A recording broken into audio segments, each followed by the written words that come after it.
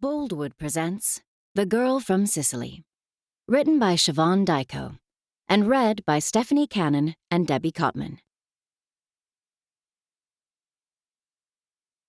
Chapter 1. Jessica, April to June 2005. Rain splattered the paving stones in the garden outside Jess's ground floor flat, and the melodious song of a blackbird echoed as she unfurled her umbrella. She opened her front door and stepped over the pile of mail on the mat. Leaflets advertising pre-approved credit card applications, supermarket special offers, and fantastic deals on replacement windows. A white, formal-looking envelope caught her eye. Surely it wasn't another communication from Scott's solicitors. Jess sighed. Although they'd completed all the paperwork, their divorce had yet to be finalised.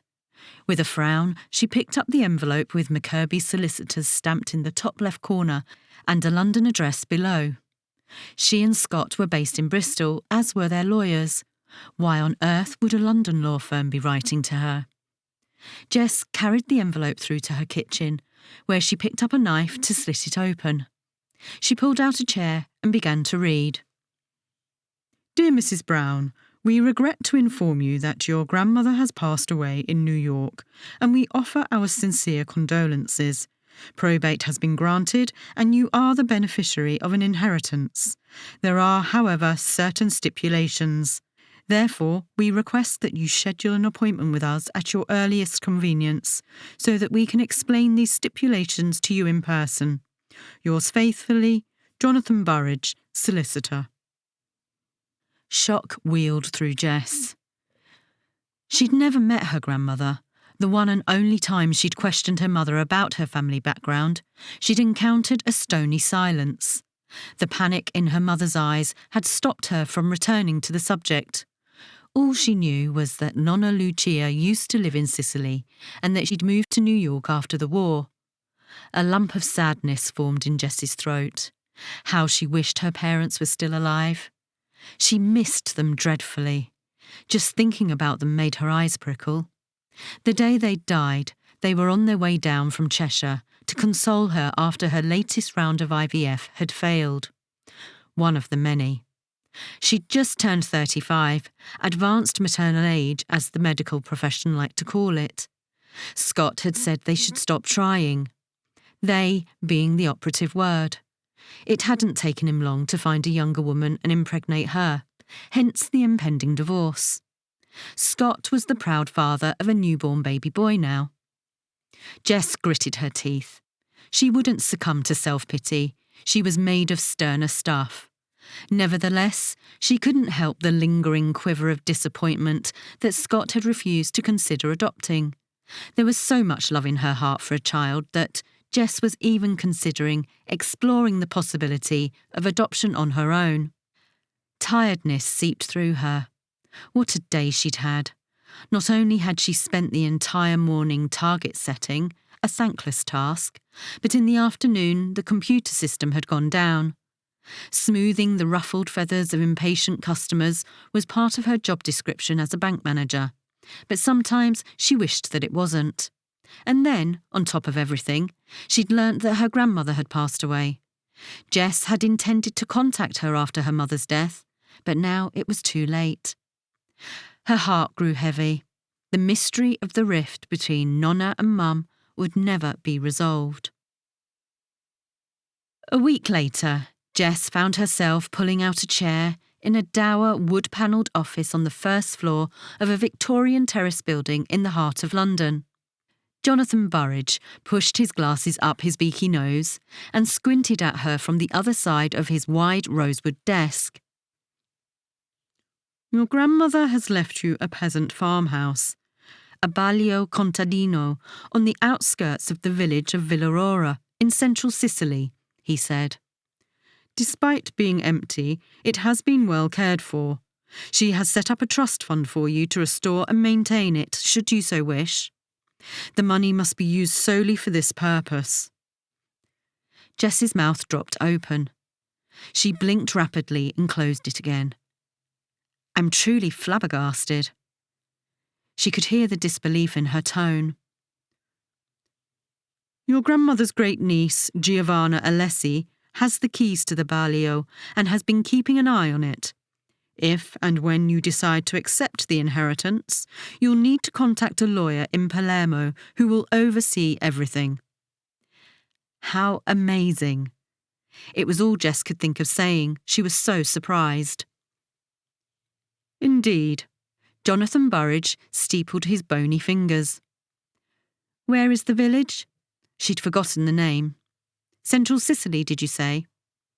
The solicitor, obviously well prepared, picked up an atlas from a pile of books at his side, opened it at a bookmarked page, and spun the revealed map around. There. He pointed with his finger at the island. The meeting point of Caltanissetta, Agrigento and Palermo provinces forms a triangle apex. Burridge inclined his head towards her. How should I respond to Signor Gentile? Signor Gentile? The notaio in Palermo. Can I think about it? I mean, this is a shock, to say the least. How did he know where you could contact me? Of course, you must think about it. I imagine your grandmother left him your address. A smile twisted the solicitor's thin lips. Let me know when you've reached a decision. Jess shook Burridge's hand and made her way out of his office. It was a short walk from Lincoln's Inn to Holborn, where she boarded the tube to Paddington Station and then the train back to Bristol. As she stared out of the window of the bus taking her home to Julian Road, she barely registered the early evening rush-hour traffic grinding up the hill past the university. She'd been mulling over her visit to Burridge the entire journey, and myriad questions still flooded her mind. Should she go to Sicily and check out her inheritance? She could kill two birds with one stone and find out why her mother, Carula, had cut herself off from her family. The thought snagged Jess like a hooked fish. She'd always felt as if part of her had been missing. Mum must have inherited her almost black hair and olive skin from her parents, both of whom were Sicilian as far as Jess knew. That much she'd managed to winkle out of Dad, before he'd told her to let the matter drop. Jess could see little of her blonde, fair-skinned father in herself, and with her own dark hair, she looked nothing like her English cousins. She couldn't wait to meet Giovanna Alessi. Wouldn't it be wonderful if she found more family in Sicily? Maybe that was why her nonna left her the baglio. Jess heaved a sigh. She was being fanciful, and, besides, what would she do with a peasant farmhouse? You're at a loose end, she told herself. And you have used none of your holiday allocation this year. It wouldn't hurt to go to Sicily and look at the place. You don't need to decide until then. 2 months later, Jess was driving a rented Fiat Punto along a Strada Statale, State Road, heading deep into the heart of the island. She muttered under her breath as she swerved to avoid yet another pothole. Sunburnt peaks stretched across the far horizon, notching the hard blue sky like the points of a fever chart. The Strada hugged the sharp ridges of dusty, ochre-coloured valleys, seemingly devoid of human habitation. She passed a series of grey-green prickly pear cacti, and it struck her that this was a harsh, uncompromising land. Soon her sat-nav was taking her through olive groves and then finally the verdant vineyards of the Tenuta Sacca di Melita estate, a winery where she had booked holiday accommodation. Imposing stone gateposts ushered her through to a white gravel driveway. She brought the Fiat to a halt in front of a long, beige-coloured 2-storey building. The perfume of roses invaded her senses, and her eye was captured by a beautiful, flower-filled garden sloping down to a massive vegetable plot. She stepped out of the air-conditioned Punto to be greeted by a whoosh of baking hot air. Wiping sweat from her brow, she made her way to an enormous wooden door, painted capri blue, set into a portal with a full lowered arch. A balcony presided above a wrought iron half-circular rose window. The railings rendered the same blue as the wide door. Taking a deep breath, Jess pressed the bell and waited. A dog barked from within. An attractive young woman with a mop of curly, short, bright red hair opened the door, a waggy-tailed black Labrador at her heels. "Mrs. Brown? I trust you had a pleasant journey. Please come through. I'll help you with your luggage once you've checked in." Jess was swept into a huge quadrangle with a Judas tree at its centre. The shrill chirp of the crickets in its spreading branches meant she could hardly hear the beep of a message arriving on her phone. It was her cousin Mel, asking if she'd arrived safely. Jess promptly reassured her that everything was fine, then bent to pat the dog, who was sniffing at her shoes with interest. "What's his name?" she asked. "Capero. It means caper, and I'm Stefania." "Piacere." "Pleased to meet you." "You speak Italian?" "I studied it at school, which is quite a while ago." "It will come back to you with practice, I'm sure." Jess gazed at her surroundings. It was as if she'd stepped into a small hamlet. Shuttered doors opened into the square inner courtyard, and wrought iron balconies graced the upper floors. Terracotta pots of bright red geraniums filled the spaces between the steps leading up to the openings. Capro went to lift his leg on one of them, making her smile. They walked into the cool of an office, and Stefania took Jess's passport. "What a lovely place this is," Jess said. "I've been working here for a year now." Stefania entered Jess's details into a computer database. "Some might call it remote, but my boyfriend works in the vineyard and we love it." "It looks very old." "The winery dates back to the period of colonisation of the Sicilian countryside in the 16th century. Spain ruled the island and needed vast quantities of cereals for its people. The estate has belonged to the Sacca di Melita family since 1840. "How interesting. I need to research the history of Sicily. I'm ashamed to say I know little about it." "We are a mix of cultures and ethnicities because the Greeks, Romans, Byzantines, Arabs, Vikings, Normans, Spanish and the Bourbon French conquered us." Stefania ticked the list off on her fingers. "I will definitely read more about it," Jess said, as Stefania handed back her passport. "We have Wi-Fi in the cottages."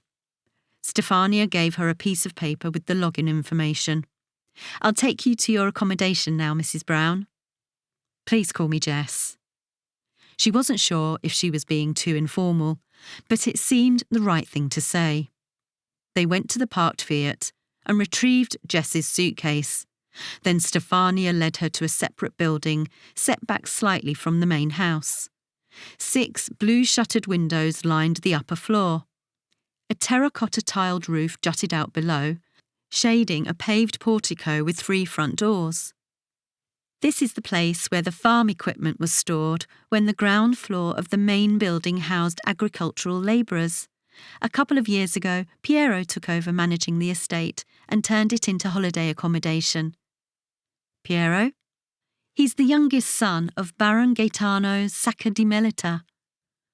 Stefania opened the door to the cottage, and Jess entered a cosy living space with a sofa and an armchair. A kitchenette held pride of place at the far end, next to an open-tread hardwood staircase. "Let me take your suitcase up to the bedroom," Stefania said.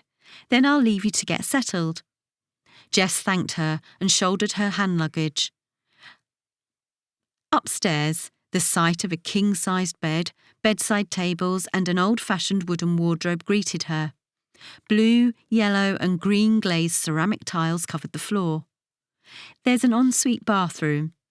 Stefania showed a door to the left. "I would keep the shutters closed during the heat of the day. Nights get cooler, but if you need air conditioning, here is the telecommando." She handed Jess a remote control. "It's perfect." Jess smiled. "I love it." "You're our only guest for now, as it's still early in the season. There's a welcome pack in the kitchen: fruit, cheese, cold meats, bread, butter, jam, etc. The nearest food store is in Villa, about half an hour's drive away. I'll go there tomorrow, Jess said. If you'd like a dip in the pool, just follow the pathway. Leaflets for day trips are available at reception. You can visit Agrigento, Syracuse, Enna and other places. I might do that, but I'm also here to relax and enjoy Sicilian country living. You've come to the right place, for sure. After Scott's bombshell and facing an impending divorce, Jess needed a place where she could isolate herself and heal in peace. Obviously, she'd have to make up her mind about her inheritance, but when she wasn't inspecting the farmhouse, she planned to indulge herself reading novels, going for solitary walks, and soaking up the sun. A new chapter was about to start in her life, and she wanted to be ready for it. Have a lovely evening, Stefania said before taking her leave. Grazie. Jess unpacked, then went down to the kitchenette where she made a cup of tea. Since it was still too early for supper, she set off for a short walk. Outside, the late afternoon sun cast the garden in a golden glow. She took the path Stefania suggested and soon arrived at a rectangular-shaped infinity pool. Sunshine sparkled on the water, inviting her to take a dip.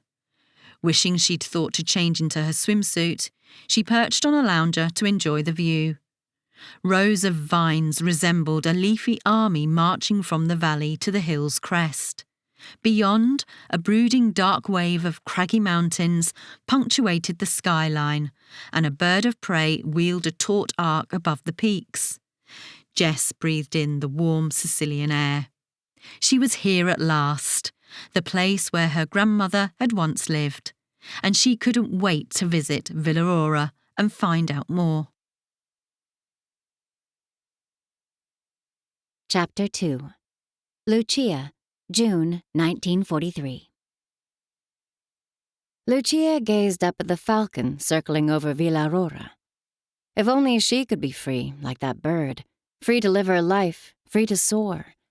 Instead, she was sitting on a chair on the step outside the family's one-story house, in the steep, narrow street, surrounded by flies in the hot June sunshine. She wiped her brow. For the past 8 years, since she'd traveled from Brooklyn, she'd been taking part in the annual pressing of the pomodori. Yesterday, the tomatoes had been cleaned, washed, and left to dry overnight. This morning, she and her younger sister Anita had laid the pomodori out on bamboo frames in the sun before they'd added sea salt. Now, she, Ma, and Anita were working the extract with their hands prior to it being bottled. Hot, sticky work. Women's work. "Face around, Lucia," her mother admonished. "Remember where you are." "Yes, Ma," Lucia groaned. How could she ever forget? As an unwed girl, she was required to turn her back to the street.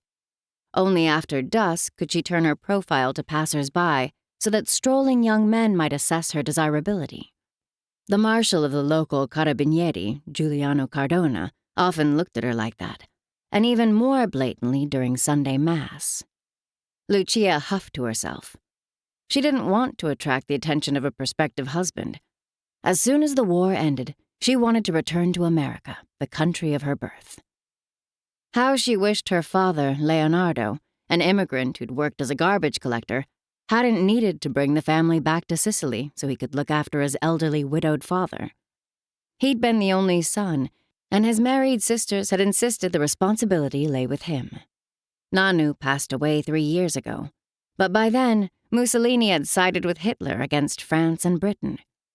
A year later, after Pearl Harbor, Germany and Italy declared war on the United States. It became impossible for civilians like Lucia and her family to travel across the Atlantic, and in addition, Ma and Pa would have been considered enemy aliens and might even have been interned. Ma nudged Lucia, breaking into her thoughts. "You and Anita help me take the tomato paste indoors," she said. "Then I'll get on with finishing up making the supper." After washing her hands, Lucia went outside again. The church bells were ringing the Angelus, which meant that Pa and her twin brother, Dinu, would be home soon from working the small patch of land Pa had inherited from his father. The small holding, known as a campagna, cultivated most of the fruit and vegetables they needed, with some extra produce to sell for the cash to buy wheat. The only meat they ate was rabbit, and Lucia's stomach rumbled as the aroma of a delicious stew came through the open door. She smiled to herself, remembering how she and Dinu had gone out hunting late yesterday afternoon. It was something they would often do.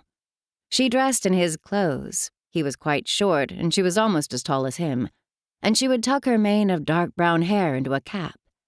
It made her existence more bearable. They'd hiked up to the corridor of jagged peaks forming a rocky ridge behind the village. Clusters of small, pale gray snails had fallen from the sisal plants with a faint, dry rattle as their feet brushed past them. Long black snakes slithered among the stones, and there were insects everywhere, big, bright butterflies and dragonflies and hornets, legions of twittering grasshoppers and great armies of ants. Lucia had known, from experience, that the rabbits would be feeding on clover at the foot of the crags. Hearing her and her brother approach, the animals hid as usual. But she and Dinu raced, zigzagging towards them, shooting and flushing them out of hiding. They'd learned to be quick on the trigger, and it hadn't taken long to bag a couple for the cooking pot. Dinu had hugged her and kissed her on the cheek. "You did well, Soru, Sister. You're becoming an even better shot than me." She'd put him in his place, slapping him playfully on the arm. "I've always been a better shot than you, frati, brother." Lucia loved her brother Dinu to the depths of her soul, but she also worried about him.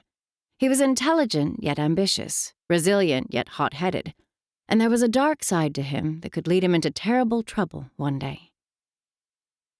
She could hear her twin's voice before she risked turning her head to see him leading their mule down the street towards her. There was another man, a rucksack slung over his shoulder, walking between him and Pa. As they drew nearer, she realized that the man, dressed in the usual peasant clothes, baggy trousers and an open-necked shirt, appeared familiar.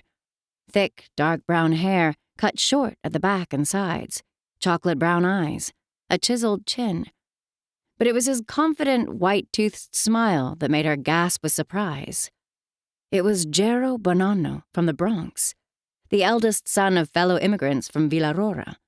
He'd become as handsome as a Greek Apollo, and he'd grown taller and broader than most Sicilians. What the hell was he doing walking down the street with her father and brother? As far as she knew, his family was still in New York. She crossed her arms. She'd got to know Gero a little on outings with the Bonannos to Coney Island.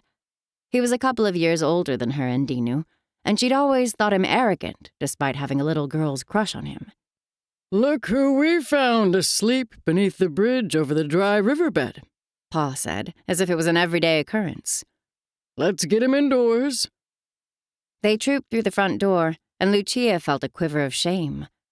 Their only room served as a stable on one side. On the other side, a rectangular wooden table and 8 chairs stood on the earth floor. Acrid smoke from the straw fire under the cooking pot billowed towards them. Lined up along the wall were the quartare, terracotta jugs used for keeping fresh water. There were also the family's bunk beds. They all lived together in this miserable hovel. It was like something out of the Dark Ages. Lucia and Dinu's younger sister, Anita, shyly held back. "Beda matri," Ma exclaimed, stepping forward. "I can't believe my eyes." "Buonasera." Gero from the Bronx wished her a good evening.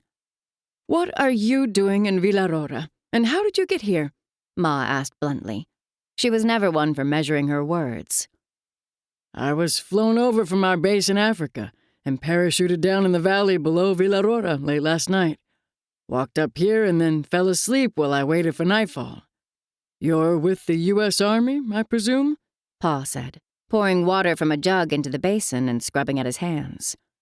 "Are the Americani on their way?" "I can't say." Gero put a finger to his lips, then accepted a glass of rough red wine from Dinu. "It was lucky I met you, though. Dad said you'd come back to Villarora. I'm here with a message for Don Nofrio Vaccaro. They chose me to deliver it because my father is a paisano." A compatriot. Lucia had seen Don Nofrio around the village, wearing his trademark short-sleeved shirt, a cigar in his mouth, and a cap pulled down almost to his tortoiseshell spectacles. He was Villarora's godfather, a so-called man of honor, not someone to be crossed, for sure. What on earth could the American army want with him? "Come, Lucia, give me and Anita a hand serving dinner." Ma grabbed Lucia's arm. "It's a good thing you and Dino bagged those rabbits yesterday." Lucia caught Gero looking at her curiously. She turned away and went to help her mother and sister. Gero was just as arrogant as he'd always been, bragging about his mission. She hoped that once he delivered his message, he'd get the hell out of Villarora. It would be better for the family if they didn't draw Don Nofrio's attention. "That was the best rabbit stew I've ever eaten," Gero said to Ma later, after accepting a second helping. Thankfully, there'd been more than enough to go around. They didn't have a refrigerator, none of their neighbors had one, so it made sense for them to finish off what was in the pot. While eating, the conversation had focused on how well Gero's father was doing. Lucia remembered hearing that Alfonso Bonanno had traveled to the USA with his pregnant wife, Filomena, about 20 years ago when Mussolini had become prime minister. Gero had been born soon after they'd arrived in New York. They'd had 4 more children, all of them girls. Gero informed Lucia and her family that his dad had started a film distribution company, importing and leasing Italian films to U.S. theaters. "He's bragging again," Lucia thought. She whispered to Anita that they needed to help Ma with the dishes, so they cleared the table and went to the kitchen area. "Gero can stay here tonight, as it's too late for him to visit Don Nofrio," Ma said, passing Lucia a plate. "But where will he sleep?" "There's a spare mattress. He can have that." Feeling that quiver of shame again, Lucia told herself that it was Gero who was imposing on them, that he should take them as they were. It wasn't their fault that they'd become so poor. It was merely because of circumstances. By the time she rose in the morning, hopefully Gero would be gone. Chapter 3. Dinu, June 1943. Dinu had woken early, and when he returned from the outside toilet, everyone was still asleep. Ma and Pa were snoring loud enough to wake the dead. God, it was dank in here, he thought. He left the door open to let in some light and fresh air. Pa had asked him last night to take Gero to Don Nofrio, and Dino had agreed. Not because he liked Gero, far from it. The guy was a stuck-up punk. But the opportunity for an intro to the village boss was too good to pass up. Dinu's muscles tightened at the thought. He didn't want to stay in Villarora all his life. He didn't want to live like a nobody and die like a beggar. Dinu had made a pact with his cousin, Franco Baghieri, the son of Ma's sister, Giuseppina, that as soon as the war was over, they'd go into business and make piles of money. If they cozied up to Don Nofrio, did him some favors, he might help them. Dinu and Franco had no qualms about what that would involve. They'd heard Don Nofrio was always on the lookout for new picciotti, soldiers for his family. But they hadn't secured an introduction to him yet. Dinu sensed Lucia coming up behind him before he saw her. They were always in tune. "Buongiorno, frati." Lucia wished him good morning. "Are you taking Gero to Don Nofrio? Akura. Be careful." "Don't worry about me, Soru." Dinu patted her hand. "I wish I could go with you. I'm fed up with being treated like a second-class citizen in this country." For once, he was glad of the status quo. Lucia plainly thought of herself as his guardian angel and made it her business to keep him on the straight and narrow. It had always been so. Even in New York when they were kids, she'd stop him from shoplifting and getting involved in playground fights. All it took was one piercing look from her gray-blue eyes and he'd crumple. "I'll be fine," he said. "Gonna ask Franco to come with us." "Do you think that's a good idea?" She creased her forehead. Franco's family was even poorer than theirs. They had no land, and Franco worked as a day laborer. He spent his time waiting until a campiere, a steward who worked for a big landowner, would be hiring and did him the courtesy of letting him bend over his hoe for 12 hours at a time. Of course, it would be a good idea for Franco to meet Don Nofrio. Buongiorno? Gero's voice came from behind. Can I invite you both to breakfast in a diner? Lucia laughed out loud, and Dino joined in with her. This isn't New York, He said. I know, I was just kidding. Gero chuckled. Dad told me there's a bar in Villarora, though. Lucia has to stay home to do her chores, Dino said, putting the Americano straight. He caught his sister's scowl as she huffed and went to stoke the fire. Now I'm here in Sicily, Gero said. I'm beginning to get why so many Sicilians have emigrated. The poverty is unbelievable. Who are you calling poor? Dino bunched his fists. Sorry, I didn't mean to offend. Gero held up his hands. Like hell you didn't, punk. Dino kept his thoughts to himself. We can grab a coffee in the piazza, He said. I always meet my cousin Franco there before Pa joins us and we head for the Campagna. This morning, Pa will go to work on his own. I'm sorry to put you guys out. Maybe I can find Don Nofrio's house by myself? No, it's okay. I'll take you. Thanks. Let's go then. Gero shouldered his kit bag. Dinu led Gero down the hill to Piazza Vittorio Emanuele. As they walked, they left behind the poorest one-story dwellings and approached a street flanked by houses with 2 floors and balconies festooned with washing. Long and narrow, the village square had been terraced into a flat platform. The parish church of San Pietro, constructed of pale beige tuff blocks like most of the buildings in the area, occupied one end of the piazza, and the bar centrale stood opposite. Franco was already propping up the counter, a cup of barley coffee in front of him. A smile spread across his tanned face. Who's that with you, Cuscino? Cousin. He wiped his dark, pencil-thin mustache with the back of his hand. Dino introduced Gero, giving his fake name Ino, and recounting that he was a distant relative from Kanakati. He ordered more coffees and suggested they sat at a table in the corner where they wouldn't be overheard. Then he explained the real reason for Gero's visit. Sciatri e matri, Franco exclaimed, wow.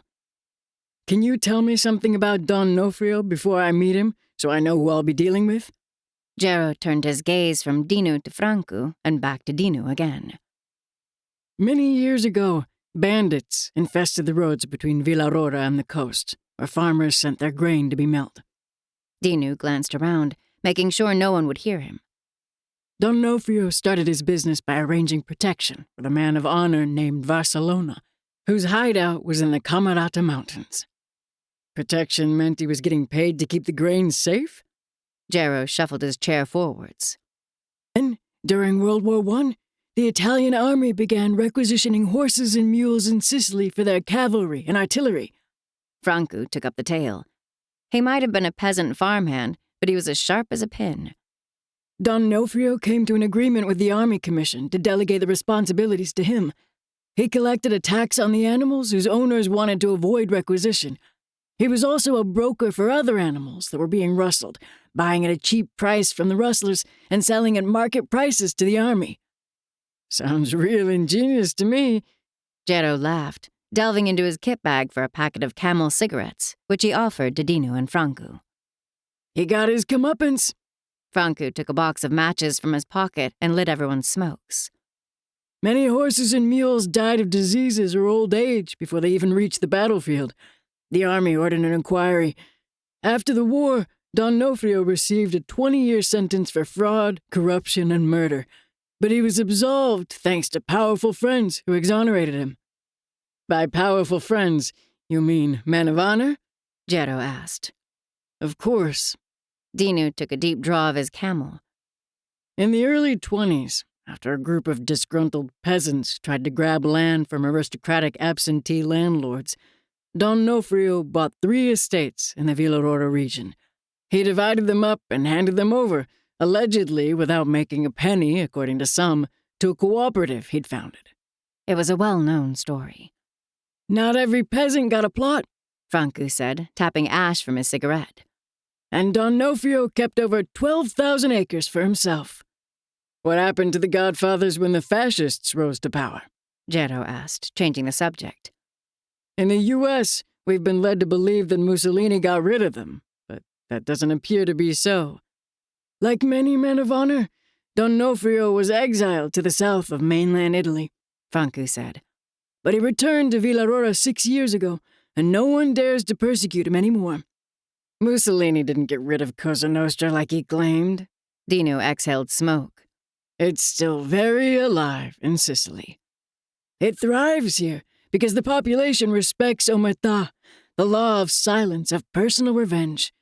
We feel contempt for the state and its institutions, which have done nothing for us, Franco added. No one can disrespect a man of honor and get away with it, Dinu said, taking a last draw of his cigarette, then stubbing it out in an ashtray. Thanks for the intel, Gero smiled. Now, I'd be grateful if you'd take me to meet the man himself. Gero paid for the coffees, and soon Dinu was leading him and Franco out of the square, around a corner to a side street running parallel with the piazza. This is D'Onofrio's place, Dinu said, stopping on the pavement outside an iron gate in front of the wooden door to the ground floor of a 3-story house. His chest squeezed with anticipation as he rang the doorbell. A man with dark stubble opened the door and peered through the entrance. What do you want? He asked in a gravelly voice. Gero stepped forward and explained. Wait here, the man said, slamming the door. Gero handed around his packet of cigarettes, and they all lit up to smoke in silence while he waited. Before too long, the man returned. D'Onofrio will see the American. We're with him, Dinu said. The American and no one else. We'll wait for you in the piazza, Franco told Gero. D'Onofrio's man opened the gate to Gero, then slammed it and the door shut. Dinu was speechless with disappointment. There was nothing to be done but to make their way back to the square. You thought we'd get an intro, didn't you? Franco said as he and Dinu lowered themselves onto the middle row of steps leading up to the church. I was counting on it, Cuscino. We'll just have to ask the American to put in a good word for us. If he sticks around. My guess is that he'll be here until this godforsaken war is over. He smirked. There'll be rich pickings when the Allies arrive, you'll see. D'Onofrio will need extra men for his business. We're in with a chance. I hope you're right, Dinu said, as he gazed up at the falcon circling in the thermals above. Chapter 4. Jessica, June 2005. By the time Jess got up from the lounger, the falcon she was watching had disappeared. She remembered reading that the raptor's aerial agility and speed symbolized freedom and the ability to navigate life's challenges with grace and precision. What an amazing bird. She left the pool area as Capro, the dog, bounded up to greet her. A tall, bronzed man glanced up from where he was pruning leaves from the vines as she strolled past. Could he be Stefania's boyfriend? Jess recalled she'd told her he worked in the vineyard. An image of her soon-to-be ex-husband flashed into her mind. She'd met Scott at uni, where they'd both been accounting and finance undergraduates.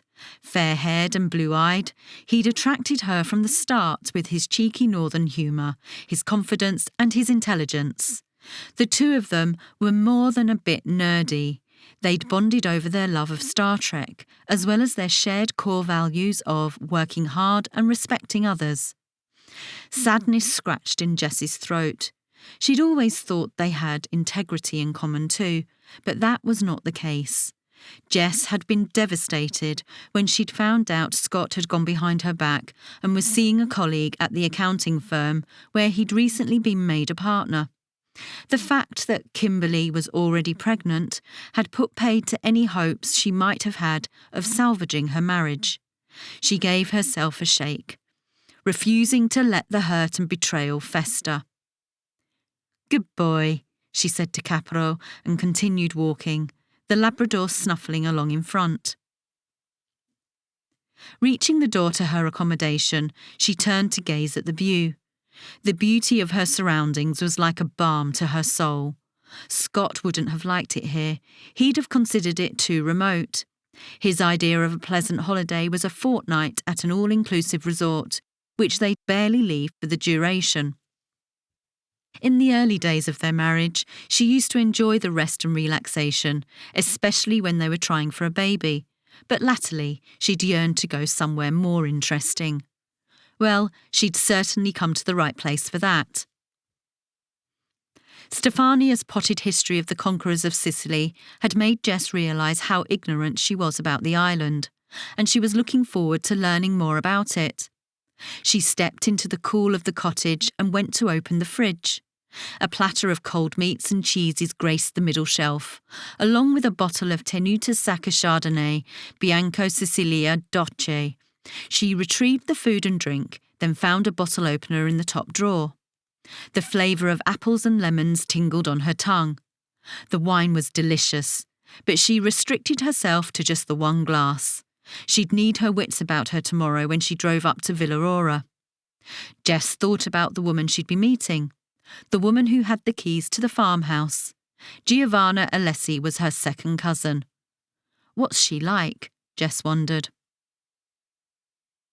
The next morning, when Jess awoke, it was already very warm, with high temperatures forecast. After a cooling shower, she picked out a pale green t-shirt and khaki shorts. Armed with her first coffee of the day, she booted up her laptop. It was a slow connection, but eventually she found the email Giovanna had sent her with details of the time and place where they would meet. After munching on a couple of slices of bread with butter and strawberry jam, Jess set off. The narrow, winding road took her through miles and miles of olive groves and vineyards, and she marvelled at the rose bushes planted at the ends of the rows of vines, their bright colours contrasting with the verdant plants. Before too long, she'd reached the bottom of the vale and the signpost for Villarola. Grateful for the air-conditioned car, she motored past small farms, one-storey houses with tracts of cultivated land. The stubble of newly harvested wheat fields painted the countryside a pale yellow colour. The strada climbed steadily, looping through the ever-present bamboo thickets, vineyards and olive groves. The wide valley spread out below, and she could see the rolling hills behind the Sacca estate. Wild, primitive, beautiful. The strada switched back on itself in looping bends, lined with the ubiquitous grey-green prickly pear cacti and yet more farms. Soon Jess spotted another road sign, Villarola C. Presuming it pointed to the centre of the village, she took the indicated turn. A couple of low-rise modern apartment blocks, with washing hanging from balconies, faced the strada to her left. On her right, a house displayed a shrine built into the wall, where a crucifix hung above a vase of flowers in front of an image of the Virgin Mary. Jess's chest tightened in anticipation as she drove up a road with pink oleanders on either side and a clock tower at the far end. The piazza would be just beyond, where Giovanna had said she'd be waiting in the Bar Centrale. After finding a parking space for her car, Jess stepped into the heat and headed for the square. She found that it was built on a type of platform with stairs leading up to it and the small church. A steep street rose from the middle, pavemented with a series of broad steps. Jess crossed the piazza. A woman was sitting at a table outside the bar, and she approached her. "Giovanna?" she asked. "Sono io. It's me. Ciao, Jessica." Giovanna looked just like she'd described herself in her email. Her hair was mid-length, curly and dark brown, and she was of slim build. She'd told Jess that she was in her early 40s, but Jess thought she appeared younger. "Would you like a coffee?" Giovanna asked in Italian. Jess replied that she'd prefer a glass of water. The warmth of the morning had made her thirsty. "We can get you one inside," Giovanna said. "Then we'll go straight to the baglio." Surrounded by olive trees that hid it from the road, the farmhouse, perched at the top of a short dirt track, below the pointed fever chart crags, towering above the village, appearing to have been dropped from space onto the hillside. The small, low white building with a terracotta-tiled roof featured a big rustic wooden door in the centre. She parked out front, and while Giovanna produced a key to unlock the door, a feeling of excitement stirred in the pit of Jess's stomach. They went inside. Bare beige stone walls lined the square structure, which was built around a central atrium like the Sacca's main building. But the property her grandmother had left her was much smaller, of course. Jess remembered the solicitor had referred to it as a baglio contadino, meaning peasant farmers had once lived there. 8 doors opened onto the paved courtyard, 2 on each of the 4 sides. "Are they locked?" Jess asked her cousin as she went to try a handle. "No. We keep the farm equipment inside." "Is this a working farm then?" Jess took a step backwards in surprise. "Your grandmother asked us if we could work the land in return for keeping an eye on the place," Giovanna said.